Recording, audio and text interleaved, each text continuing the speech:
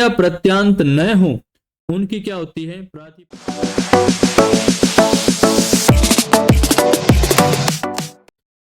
ओम नमस्ते जी। आज हमारा विषय सुबंत प्रकरण में अजंत सुबंत से प्रारंभ होगा। सुबंत दो प्रकार के होते हैं, एक अजंत होता है और एक हलंत होता है। और इन अजंत और हलंत में भी इनके तीन भेद होते हैं। वो कौन कौन से होते हैं? एक होता है पुल्लिंग, एक होता है स्त्रीलिंग और एक होता है नपुंसकलिंग। ये तीन प्रकार के शब्द बताए हैं। तो इन शब्दों को समझने के लिए, सीखने के लिए किस किस प्रकार, किन किन शब्दों के साथ कौन कौन से नियमों के माध्यम से प्रातिपदिक संज्ञा आदि कौन कौन से प्रत्यय जुड़े हैं, इनके बारे में आगे हम चर्चा करेंगे। उससे पूर्व हम आपको अवगत करा देंगे कि ये जो नियम, ये जो सूत्र हैं, ये कहां से लिए गए हैं। ये आचार्य पाणिनि द्वारा रचित महान ग्रंथ जो संस्कृत व्याकरण का है, अष्टाध्यायी के नियम हैं। इनके साथ साथ हमने सूत्र संख्या भी लिख रखी है। जैसे प्रथम नियम हमारा प्रथम अध्याय के द्वितीय पाद का 45वां नियम है। और नियम क्या है वो भी देख लेते हैं। अर्थ वद अधातुर अप्रत्यय प्रातिपदिकम। क्या है? अर्थ वद धातुर अप्रत्यय प्रातिपदिकम। क्या कहता है कि धातु प्रत्यय और प्रत्यांत को छोड़कर, धातु प्रत्यय और प्रत्यांत को छोड़कर अर्थवान शब्दों की क्या होगी? प्रातिपदिक संज्ञा होती है। अब प्रश्न उठता है कि अर्थवान शब्द कौन से हैं? भाई जिनका कोई अर्थ निकलता हो उनको क्या कहते हैं? अर्थवान शब्द कहते हैं। नीचे हमने इसके बारे में विस्तार से चर्चा कर रखी है, जो कि एक बार हम आपको सुना देते हैं पढ़कर ही। जो शब्द अर्थवान हो, धातु संज्ञक न हो, प्रत्यय या प्रत्यांत न हो, उनकी क्या होती है? प्रातिपदिक संज्ञा होती है। किस नियम से होती है? अर्थ वद अधातुर अप्रत्यय प्रातिपदिकम सूत्र से। सूत्र में ही बता रहे हैं अर्थवद अर्थात जिसका अर्थ है, अधातुर जो धातु नहीं है, ठीक है, अप्रत्यय जो प्रत्यय नहीं है, उन सब की क्या होगी? प्रातिपदिक संज्ञा। उन्हीं शब्दों की प्रातिपदिक संज्ञा होती है जिनका लोक में कुछ अर्थ हो, जिनका लोक में कुछ अर्थ हो। अब प्रातिपदिक मूल शब्द रूप होता है, प्रातिपदिक मूल शब्द रूप होता है जिससे वाक्य में प्रयोज्यमान अनेक रूप बनते हैं। भाषा की मूल इकाई क्या है? वाक्य। क्या है? वाक्य। वाक्य में प्रयुक्त शब्द ही पद संज्ञक होते हैं। अब जब पद संज्ञक हो जाएंगे तो प्रातिपदिक के साथ अनेक विभक्तियों के प्रत्यय जुड़ जाते हैं। प्रत्यय जुड़ने पर ही शब्द वाक्यों में प्रयोग होने के योग्य बनता है। जैसे राम शब्द से राम है, रामौ आदि अनेक रूप बनते हैं। अतः राम की प्रातिपदिक संज्ञा होती है।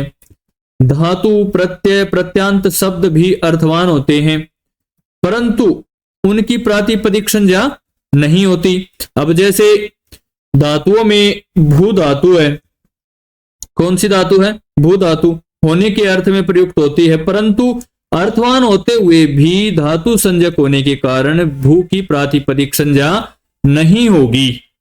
और जब भू की प्रातिपदिक संज्ञा नहीं होगी तो इसी प्रकार सु आदि प्रत्यय अर्थवान होते हुए भी प्रातिपदिक संज्ञक नहीं होंगे। और प्रत्यांत शब्द जैसे राम पठति आदि भी प्रातिपदिक संज्ञक नहीं होते। ठीक है। अब इसी कड़ी में जब हम आगे बढ़ते हैं तो एक नियम और आता है प्रातिपदिक संज्ञक, और वो कौन सा है उसके बारे में भी चर्चा कर लेते हैं। ये है कृत तद्धित समासाश्च। ये आपके सामने है कृत तद्धित समासाश्च। क्या कह रहा है? कृत तद्धित अर्थात कृत प्रत्यांत, जहां कृत है प्रत्यय के अंत में, और तद्धितांत और समास की भी प्रातिपदिक संज्ञा होती है। कृत है प्रत्यंत में, तद्धितांत है तद्धित प्रत्यंत में है, और समास है उनकी भी क्या होगी, प्रातिपदिक संज्ञा होगी। किससे होगी, कृत तद्धित समासाश्च से। देखो दो नियम हमने पढ़े हैं प्रातिपदिक संज्ञा के लिए, एक अर्थवद अधातुर अप्रत्यय प्रातिपदिकम। वो क्या कहता है कि अर्थवान शब्दों की ही प्रातिपदिक संज्ञा होगी, न कि धातुओं की होगी, न कि प्रत्ययों की होगी, न कि प्रत्यांत की होगी जिसके अंत में प्रत्यय लगा हुआ है। अब दूसरा नियम आ गया प्रातिपदिक संज्ञा का, ये क्या कह रहा है, कृत प्रत्यांत तद्धितांत और समासांत की भी प्रातिपदिक संज्ञा होती है। किस नियम से, कृत तद्धित समासाश्च से। इसी कड़ी में जब आगे बढ़ते हैं तो अगला नियम आता है प्रत्यय। ये बहुत ही महत्वपूर्ण नियम है। प्रत्यय ये एक अधिकार सूत्र है, इसका अधिकार 5वें अध्याय की समाप्ति तक जाएगा, और जब इसका अध्याय 5वें अध्याय की समाप्ति तक जाएगा तो इसी कड़ी में जब आगे बढ़ते हैं तो इसी का एक और भाई है परस्य। क्या है, परस्य। परस्य का भी यही है, ये भी अधिकार सूत्र है। प्रत्यय, परस्य और ज्ञाप प्रातिपदिकात, ये तीन नियम है, ये तीनों अधिकार सूत्र हैं। ठीक है, और जो तीनों अधिकार सूत्र, इन तीनों का सम्मिलित अर्थ यहां बता रहे हैं। सु आदि प्रत्यय गयंत, आबंत और प्रातिपदिक से परे लगते हैं। अधिकार सूत्र वो होते हैं जो स्वतंत्र रूप से अपना अर्थ नहीं रखते, अपितु दूसरे सूत्रों के साथ मिलकर अपना अर्थ प्रदान करते हैं। जैसे स्वदेशे वाक्यार्थ, बोध शून्यत्वे सति प्रदेश वाक्यार्थ बोधकत्वम अधिकारत्वम, अर्थात जो अपने स्थान पर बोध न कराकर दूसरे स्थान पर जाकर अन्वित होकर वाक्यार्थ का बोध कराते हैं, उन्हें क्या कहते हैं, अधिकार सूत्र कहते हैं। ठीक है, अभी अभी हमने प्रत्यय में भी पढ़ा था ना। अब गया प्रातिपदिकाद भी आपके सामने आ गया, अगला नियम है। यह अधिकार सूत्र है, सुप प्रत्यय गयंत आबंत और प्रातिपदिक के अधिकार में प्रयुक्त होते हैं। ठीक है, क्योंकि ये तीनों अधिकार सूत्र हैं। अधिकार सूत्र का हमने अर्थ समझ ही लिया, जो अपने अर्थ का बोध न करा के दूसरे के साथ मिलकर पूरा करता है। अब जैसे हमें दीवार बनानी है, हम ईंटों की दीवार बना रहे हैं, एक ईंट का मतलब एक ईंट है, उससे दीवार नहीं बन सकती। जब ईंटें एक दूसरे के साथ मिलकर मिलती हैं तभी दीवार बनती है, तभी उसका अर्थ निकलता है।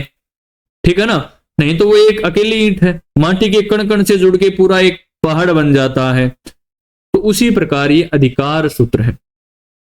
ठीक है, अब आगे बताया है गयंत से तात्पर्य, आबंत से तात्पर्य। अब गयंत से तात्पर्य है गी है अंत में जिसके। अब गी से तात्पर्य गीप, गीस और गीन, इन तीन स्त्री प्रत्ययों से है। गीस्प, गीस और गीन, ये तीनों कौन से प्रत्यय हैं, स्त्री प्रत्यय हैं। आगे जब हम स्त्री प्रत्ययों के बारे में हमने कुछ वीडियोज कुछ कक्षाएं ली हुई हैं, वो देख सकते हैं, और आगे भी हमारी कक्षाएं रहेंगी। अब आबंत किसको कहते हैं, है? आबंत से तात्पर्य है टाप। आबंत से तात्पर्य है टाप है जिसके अंत में, टाप में टाप, डाप, चाप, इन तीन स्त्री प्रत्ययों का प्रतिनिधित्व करता है, क्योंकि तीनों टाप शेष रहता है, तीनों का टाप शेष रहता है। ठीक है, अब गयंत और आबंत का ग्रहण इसलिए किया गया है, प्रत्यांत की प्रातिपदिक संज्ञा नहीं होती और प्रातिपदिक न होने के कारण इन शब्दों के साथ सु आदि की उत्पत्ति नहीं हो सकती थी। अतः प्रातिपदिक के साथ गयंत और आबंत शब्द का ग्रहण करने से इनके साथ भी सु आदि की उत्पत्ति हो जाएगी। यहां प्रश्न उठता है कि स्त्री प्रत्यय तो गयंत और आबंत के अतिरिक्त भी हैं, जैसे ऊंग, ती आदि। ऐसे प्रत्यांत शब्दों के साथ सु आदि की उत्पत्ति कैसे संभव होगी? तो इसका उत्तर यही है, गयाप शब्द उपलक्षण है और सभी स्त्री प्रत्ययों का द्योतक भी है। ठीक है, अब हमने समझ लिया ना, गयंत कौन सा है, आबंत कौन सा है, किस प्रकार इनका प्रयोग होगा। आया ना समझ में जी, बहुत अच्छे।